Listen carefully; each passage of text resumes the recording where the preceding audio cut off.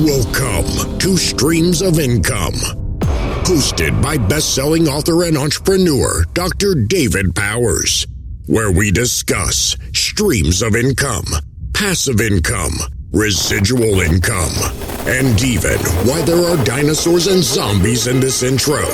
Fasten your seatbelts and get ready to dive in.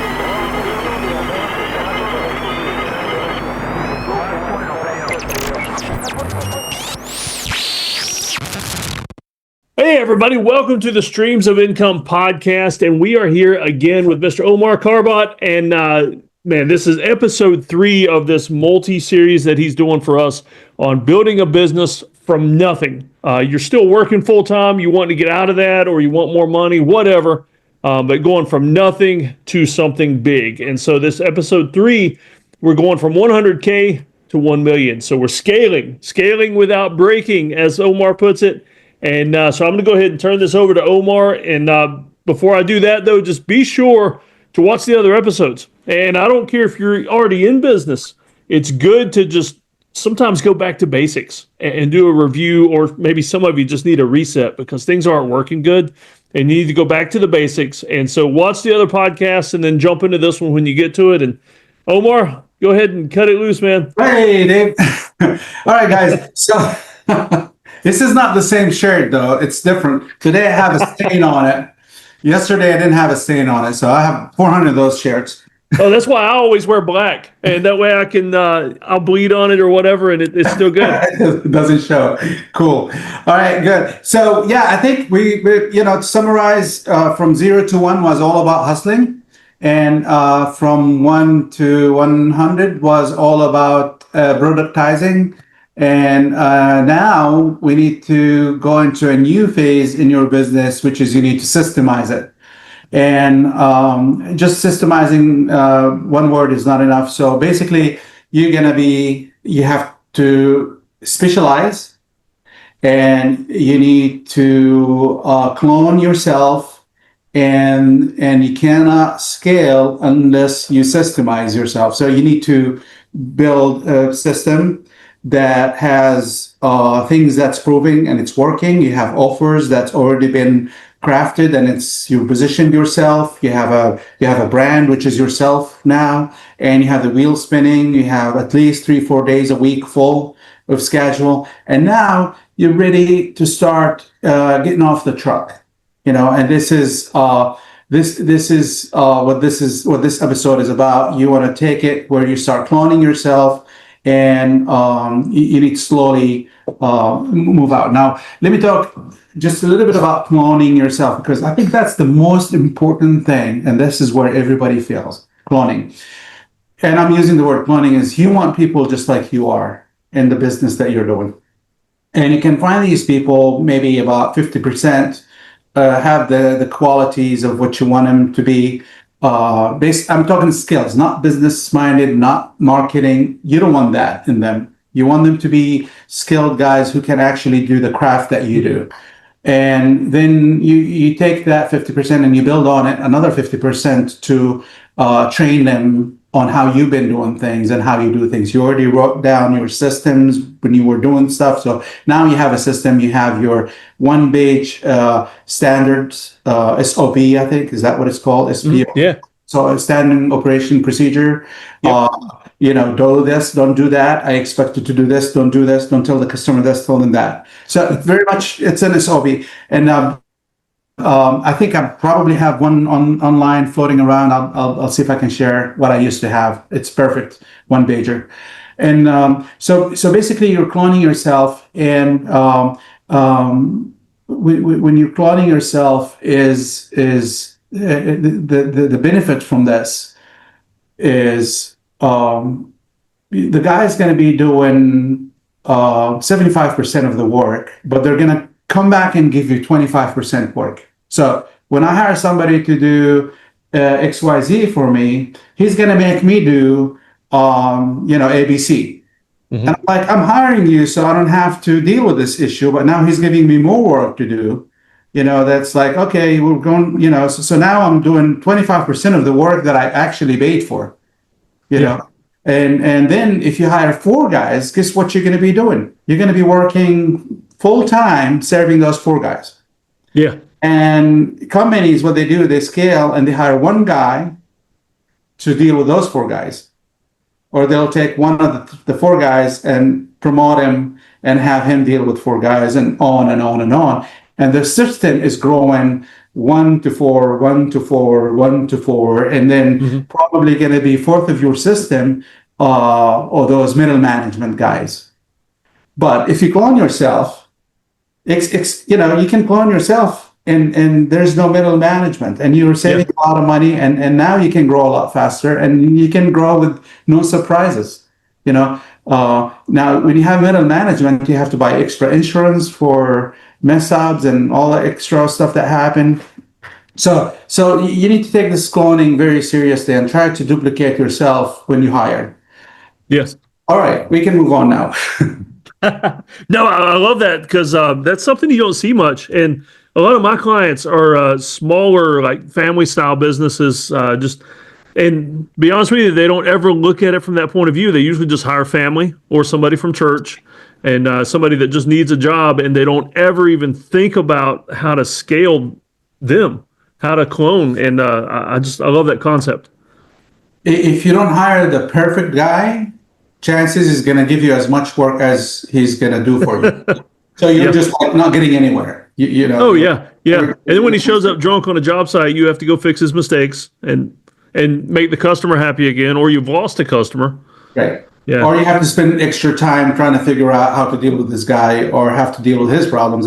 I mean, it's always like you give somebody a job, they give you another job. It's like, you give them work, they give you, and some of those guys, they go fix one thing and they break something else. And so you have to be very careful with that. Oh yeah. Now, in terms of cloning, how do you motivate employees to act like the owners? Because, I mean, we, as owners ourselves, we know how we feel about our businesses, but it's hard to get employees to take ownership. How do you do that? You're not. It's going to be very rare that somebody really take that as their life or livelihood and grow in this. My dad was one of them.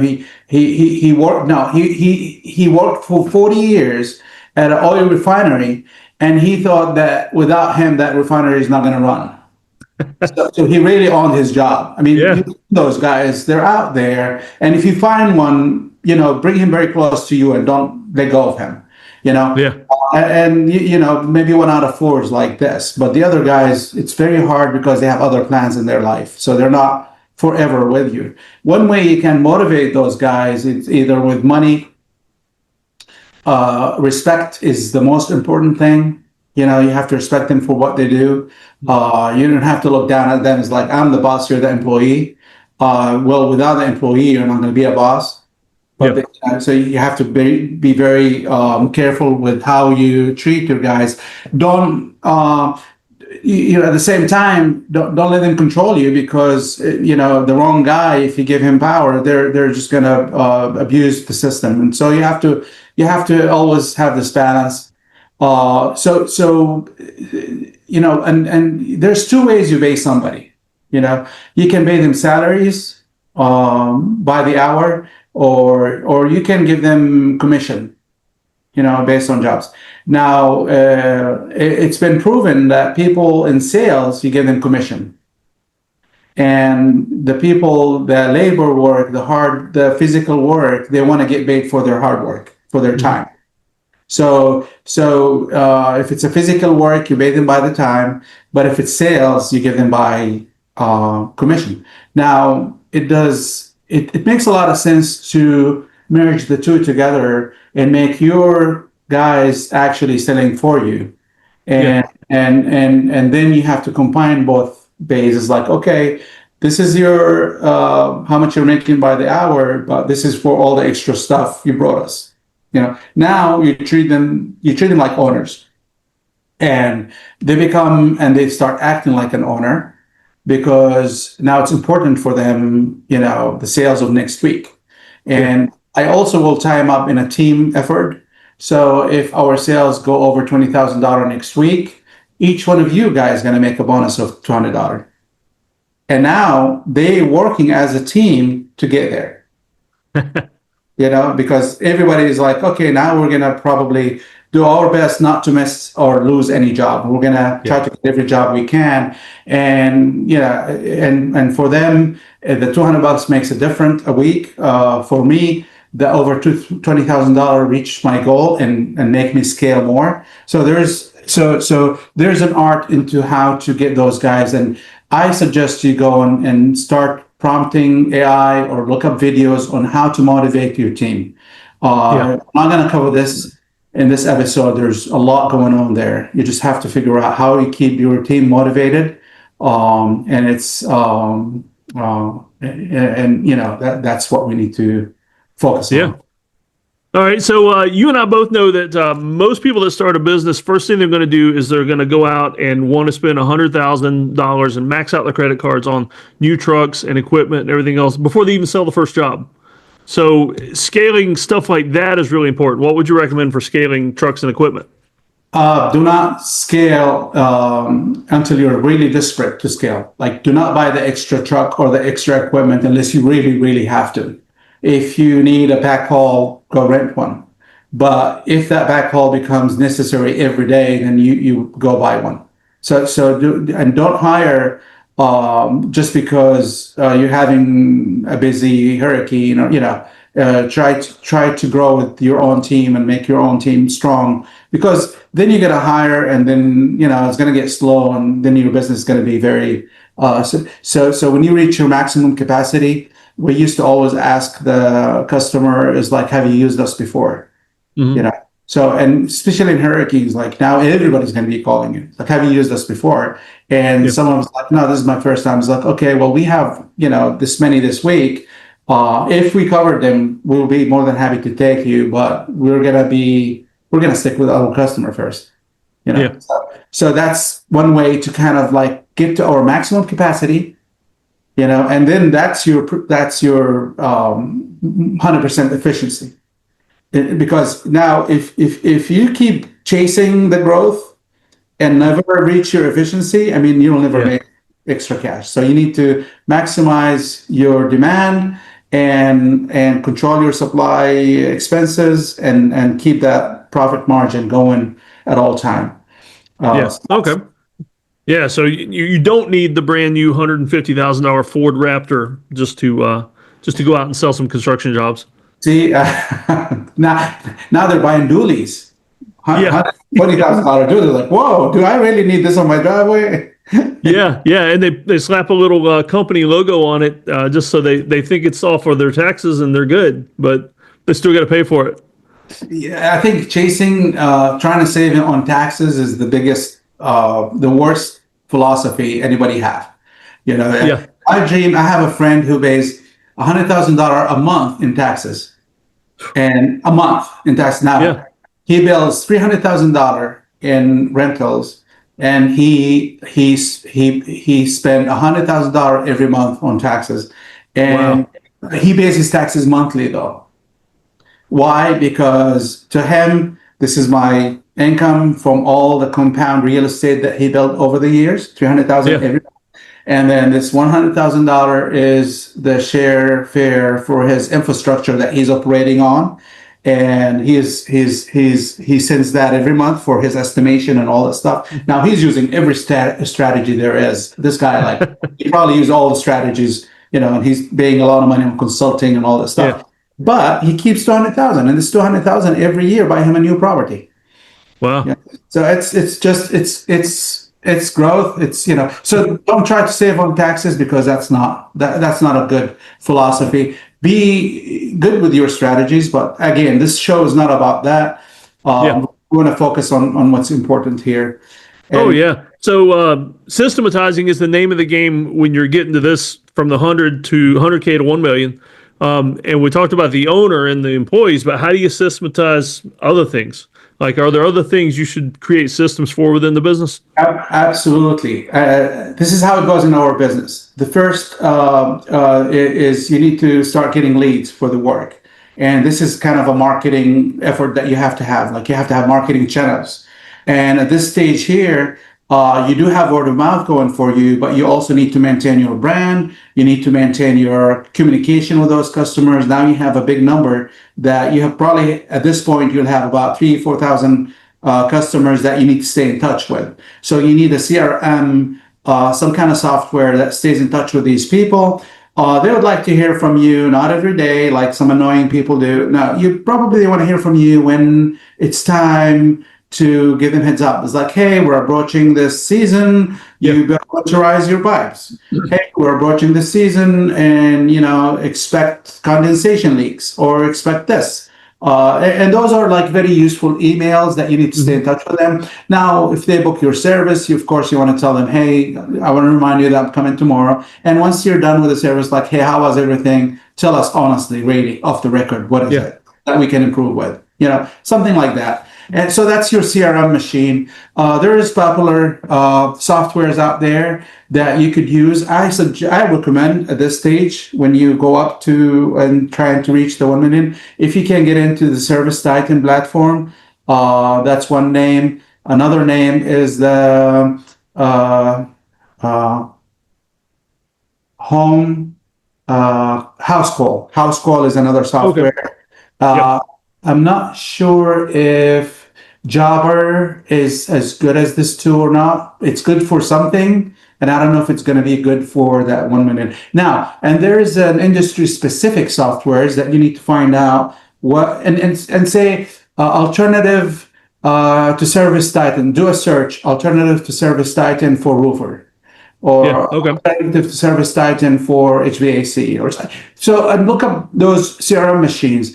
Boots and Ladders is great, but it's great to start your business. It's great to get you up to the 250, and some people, the one-man show, it's wonderful. But if you want to scale to beyond the one-man show, if you want to go up to the team of 5 or 6 or 7, you need a software that does that stuff, and you need a person in the office that manage that stuff. So you're not the one who is, you took you a lot to get off the truck. I don't want you to take off the truck and go sit in front of a computer, because that's a recipe for a disaster. And getting off the truck, as it is, it's a very tough. That's probably was the hardest thing for me to do, is to get off the truck. I was the guy who was in every customer's house. I was there. I didn't trust anybody to do the work but me. And for me to stop on the side and watch them do it was very painful. Very, very, because it's not done mine. But guess what? At the end of the job, they delivered results their way, their own way. They did it. Yeah. The customer was happy. Everything was ready to scale. So I was there. I was on every job. I was showing up. I knew about all my jobs. I didn't go on a vacation and things went without my knowledge. So I kind of knew about where the jobs are, who's the customers, what's going on, all that stuff. And I was prepared for surprises. I was prepared for, there's always going to be some issues, and you need to be prepared. You need to be the problem solver. And you need to prove yourself as a problem solver. You need to take some kind of a course or some kind of class to become a problem solver. So you're just constantly solving problems and constantly making everybody happy. You need to master the art of giving somebody bad news and motivate him at the same time and cheer him up. So you need to master all that stuff. So it goes on and on and stuff like this. Back to our subject is you need software to start carry that system for you and start to do a lot of that stuff where you stay in touch with the customer, showing the customer that that you care. With you probably have your picture at the bottom of the email with your signature, direct contact for yourself that says you can reach me at any time, give me feedback, help me out, how I can keep customers thrilled. Because my mission is to thrill every customer with on-time service and outstanding results. So just help me out with my goal. And customer will communicate with you. They like to reach out to the owner. Always tell them that you're the founder. Tell them that, you care for this business. Don't be one of those guys I have a recipe to print money and I'm just going to go in the Bahamas and I'm going to, switch cars. That's the owner that they're not going to deal with. That's So you still are, you still is the brand. You are the brand. Okay, now you have a logo that shines.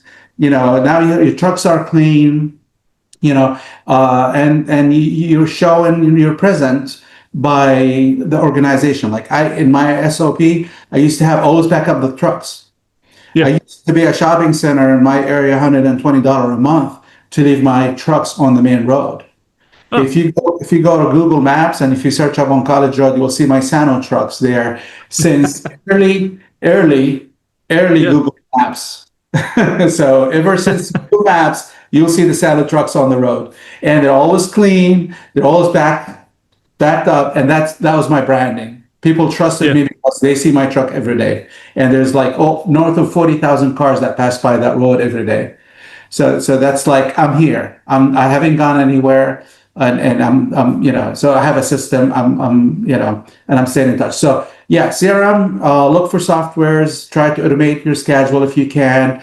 Find a way to start collecting payments without having to chase after account receivables. And if you need an episode about how to collect money or unpaid invoices or get paid, I guess we'll do another episode for that. Because that's another problem that some people have is they just don't get paid for their work. Yeah. And it's a sad fact. So, yep.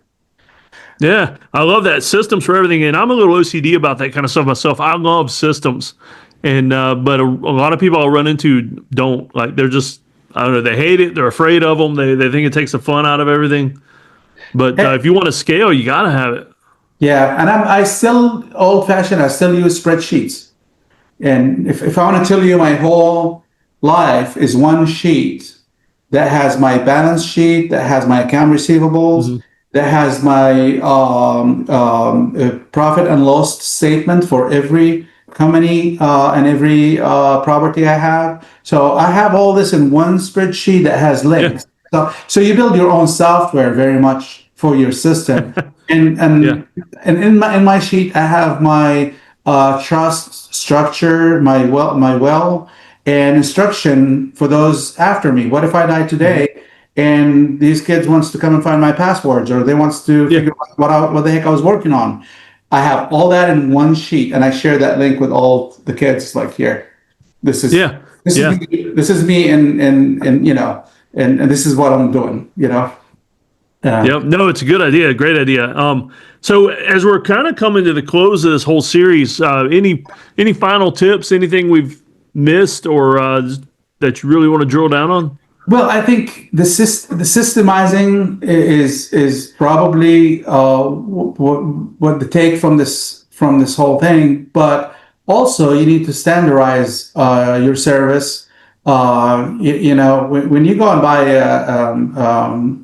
a Big Mac, it's very much identical to the Big Mac that you bought yesterday and the one before and the one before. And it's always consistent. It's always the same. It's always the same price, for me. And so basically you need to do that with your pricing. You need to do that with your service. You need to think like a true store that has offers, that has, and you need to scale it.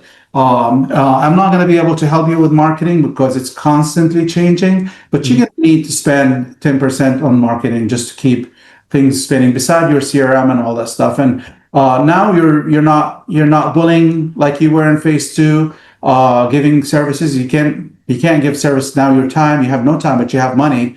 And now with the money, you need to figure out how you're going to do marketing.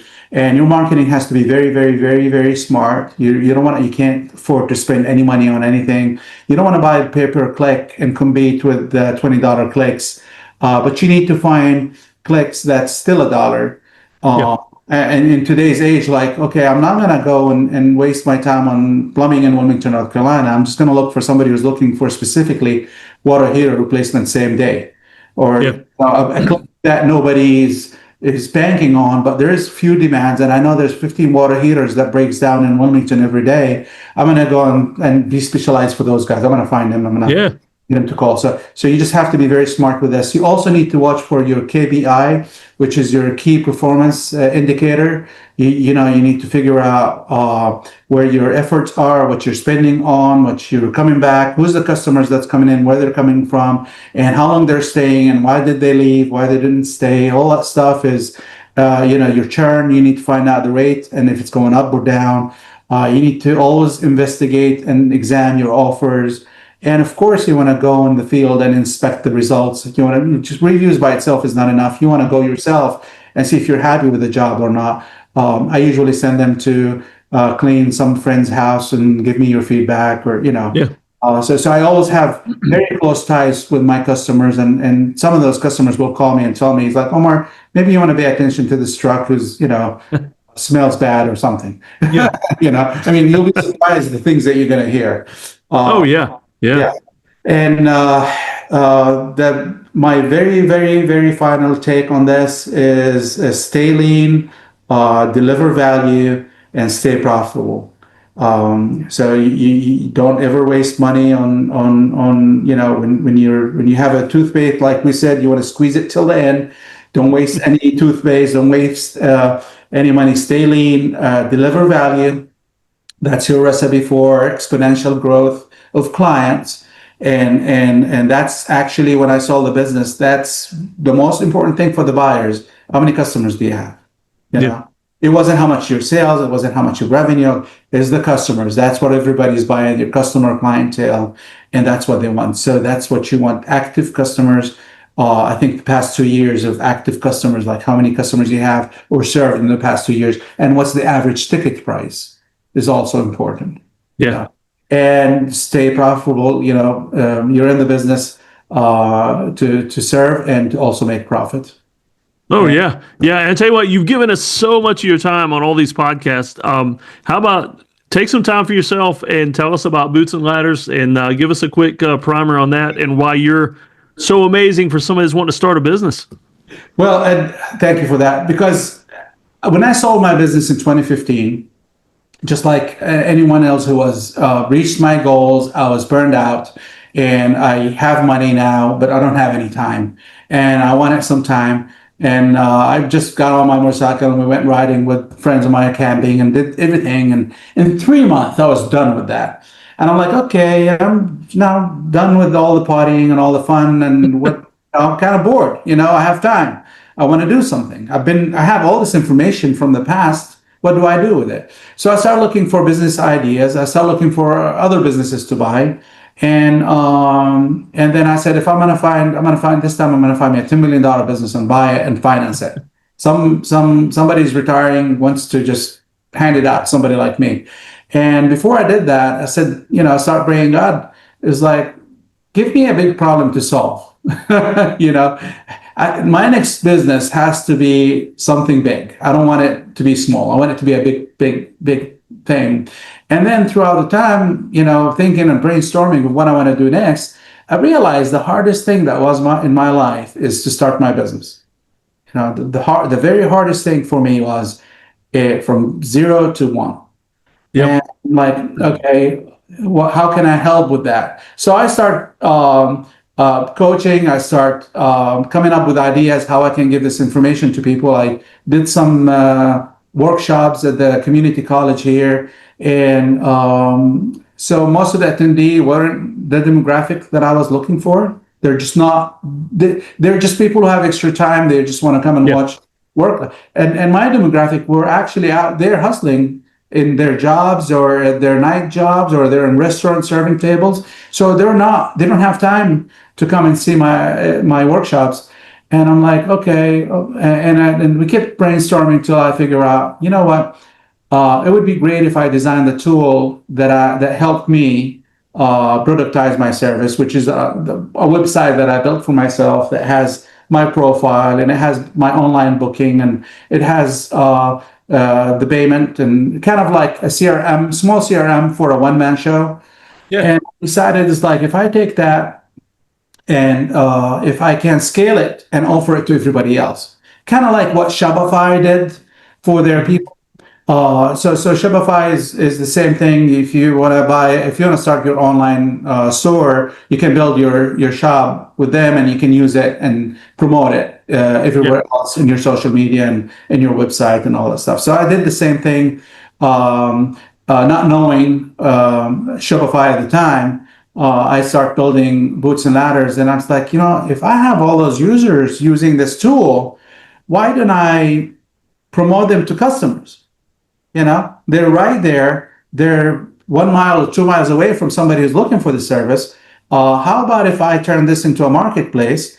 And now I have a two-sided marketplace. I already have the users who's offering their services. And now you, customer, who is looking for service, come and look. I have Boots and Ladders here. I have people that really come to do the job for you. And the nice thing about this whole thing, the beauty of it, is those guys are productizing their services from day one. Yeah. They're coming in with productized services. The platform tells them what to offer, what's in demand, how to offer it. There's pre-generated offers that they can go pick one, and in 3 minutes, they already have an offer. And it's open for all level of skilled professionals. They don't have to be rich. They don't have to be poor. They don't have to have 17 years in experience. They could be a guy who just started yesterday, and he's like, what could go wrong if I come in and replace your ceiling fan? I could fall off this is my general liability. I have this, I have that. So basically, cutting grass, landscaping, hauling furniture or hauling debris, or you will find all kind of gigs. So we're launching our new website probably Wednesday. I encourage everybody, and I'm sure hopefully this podcast will be out by the time then we'll have our new version 2 out, and you will see what Boots and Ladders looks like. Just click on the Boots and Ladders, and you'll see what it's all about. All right. And where is Boots and Ladders available? Like what cities? Only the United States. Anywhere in the United States. All zip codes. And it's geofence. So if you are in South Carolina, it's going to show you it's going to show up to the people around you. If you are in Alaska, it's going to show up to the people around you. So it's okay. And it's based on. So if I'm listing here in my area, and there's somebody a mile away looking up my service, I'll be first to see. Yeah. So okay. So you'll be the first in your area to be seen, unless somebody closer to that customer goes and lists their service, they'll be closer to them. Yeah. So definitely everybody check it out. If you're wanting to start a service-based business, or you've got one that maybe hasn't been going well, it is definitely something you need to check out. And it's right there on the shirt. And that's actually how we met. I did some video commercials for you for Boots and Ladders, and then we've grown from there, getting to know each other. And you are the most featured person on my podcast. Well, and one of your videos is the highest clicked on video. I'll share that with you later because it's doing really well. I think it's the one in the shower. That was crazy. That's how I got started with those videos, was doing shower videos. That worked really well. And that one with the drill that's like, they have the urge to screw. That's crazy. Yep. Well, Omar, thanks for spending so much time with us. And I hope everybody's enjoyed this series. And in the comments, man, let us know if y'all have done some stuff with all this information. And because I want to hear success stories. I want to hear stories about you getting tons of leads on Boots and Ladders. And I know Omar's thrilled with that kind of stuff. And so let us know in the comments. And Omar, thanks for joining us again. And I'll take requests if anybody has any other info they want to hear from Omar, or if it's just a podcast with us hearing some of his horror stories about starting businesses and some of his mistakes. Yeah, reach out to me. I'm on LinkedIn, and I usually respond to all those on LinkedIn. Or if you go through the website, you'll find my emails there too as well. Yeah. Well, thanks for joining us again. All right, guys. Great. Good luck with everything. Hey, so before I let you go, I just wanted to mention real quick, this podcast is sponsored by Lowe's. I'm a partner now in their influencer program, and so in part, they're sponsoring this podcast. So there's going to be some really cool things coming down the pipeline with projects that they're helping with, some DIY stuff here on the farm. So keep an eye out in my socials for that. It's going to be really cool. And check in the show notes and also in the links on all my social medias, and you'll have a link where you can get to my Lowe's storefront. And so I'm really excited about this partnership, wanting to let all of you know about it. Take care.